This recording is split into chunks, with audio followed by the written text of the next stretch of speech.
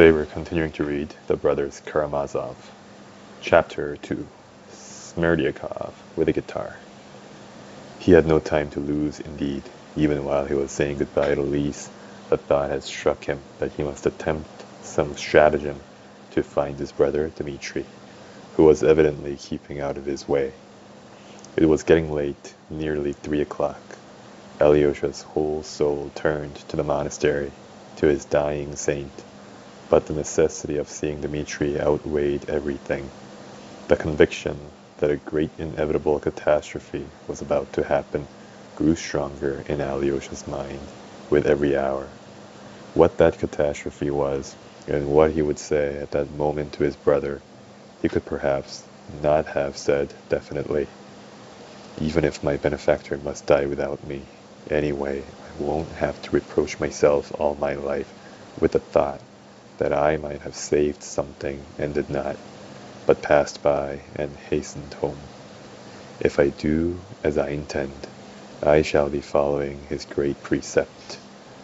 His plan was to catch his brother Dmitri unawares, to climb over the fence, as he had the day before, get into the garden, and sit in the summer house. If Dmitri were not there, thought Alyosha, he would not announce himself to Foma or the women of the house, but would remain hidden in the summer house, even if he had to wait there till evening. If, as before, Dmitri were lying in wait for Grushenka to come, he would be very likely to come to the summer house. Alyosha did not, however, give much thought to the details of his plan, but resolved to act upon it, even if it meant not getting back to the monastery that day. Everything happened without hindrance. He climbed over the hurdle almost in the same spot as the day before, and stole into the summer house unseen. He did not want to be noticed.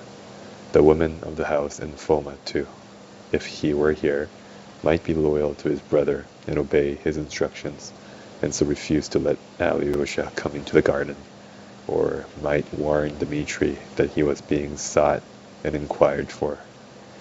There was no one in the summer house. Alyosha sat down and began to wait.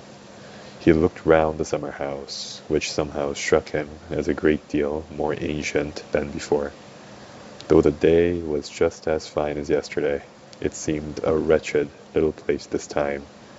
There was a circle on the table, left no doubt from the glass of brandy having been spilt the day before.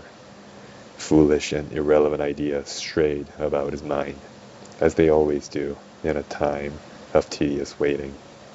He wondered, for instance, why he had sat down precisely in the same place as before. Why not in the other seat?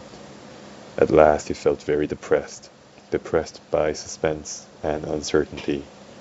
But he had not sat there more than a quarter of an hour, when he suddenly heard the thrum of a guitar somewhere quite close. People were sitting, or had only just sat down, somewhere in the bushes, not more than 20 paces away. Alyosha suddenly recollected that on coming out of the summer house the day before, he had caught a glimpse of an old green low garden seat among the bushes on the left, by the fence. The people must be sitting on it now. Who were they? A man's voice suddenly began singing in a sugary falsetto, accompanying himself on the guitar. With invincible force I am bound to my dear. O Lord, have mercy on her and on me, on her and on me, on her and on me. The voice ceased. It was a lackey's tenor and a lackey's song. Another voice, a woman's, suddenly asked, insinuatingly and bashfully, though with mincing affectation, "Why haven't you been to see us for so long, Pavel Fyodorovitch? Why do you always look down upon us?" "Not at all," answered a man's voice politely, but with emphatic dignity. It was clear that the man had the best of the position, and that the woman was making advances. I believe the man must be Smerdyakov, thought Alyosha.